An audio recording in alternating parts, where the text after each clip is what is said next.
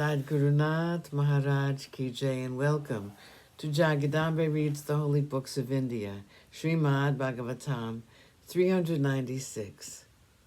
As you may remember, Shishupala was insulting Krishna.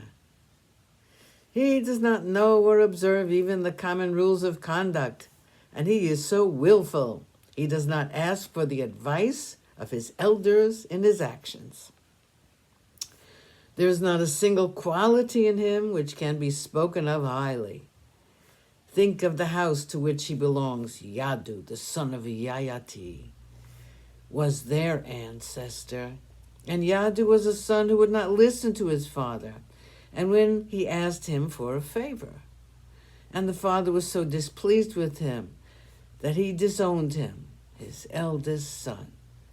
The entire family is well known for its drunkenness and its thieving instincts. They are aloof from the countries where the Brahma rishis dwell, and they have a city in the middle of the sea. That itself shows how different they are from others. This man is a cowherd, a thief, one who aspires to be a king, when the world knows they can never be kings. Such a man should not be honored in this assembly. Even ordinarily he should not be honored.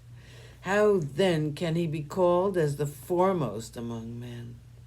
It is not true. This worship is all wrong. There was an awed silence when Shishupala finished his tirade. Like a lion which listens to the howls of a jackal, Krishna sat without any expression on his face. Many of the lovers of the Lord closed their ears with both their hands and walked out of the hall. It is the dharma prescribed by the ancients that a person, when listening to insults aimed at the Lord or at the devotees of the Lord, if they do not walk out so that the words do not reach their ears, they will then be condemned to hell, and all their punya will be snatched away from them. So terrible is this Bhagavanida. Bhagavaninda.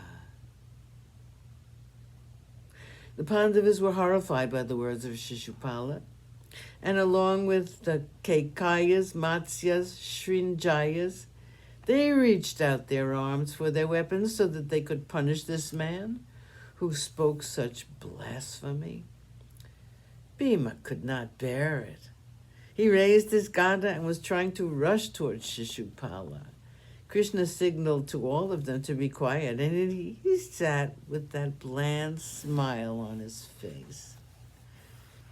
Bhishma spoke to Bhima and said, "It has been ordained that Shishupala should be killed only by Krishna." When he was born, the voice from the heavens prophesied this. The mother of Shishupala, who is your aunt, your mother's sister, had requested Krishna to falsify the prophecy and to spare her son. She thought that Shishupala would be spared.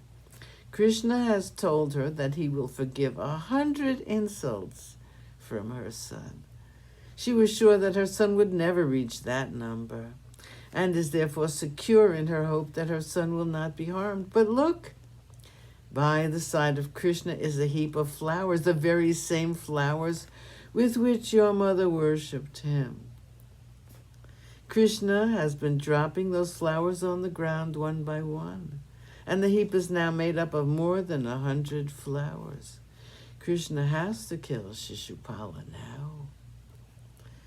Even as he was saying it, Krishna stood up. Suddenly, his face had lost its softness and gentleness. A frown like that of the frown on the sky sat on his noble brow. And he waited for the coming of Shishupala, who was rushing toward him with the sword in his hand, and with him came his followers. Everyone was looking on helplessly. They were speechless and breathless when Krishna took up his chakra and severed the head of Shishupala from his body.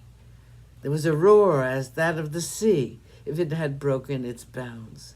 Some wise men like Narada and Vyasa and Yudhishthira saw a glow emanate from the fallen body of Shishupala and moved toward Krishna. And when it came near Krishna, the glow reached his feet and was lost to view. Sadguru Nath Maharaj Ki Jai. Thank you for coming. I hope you come again.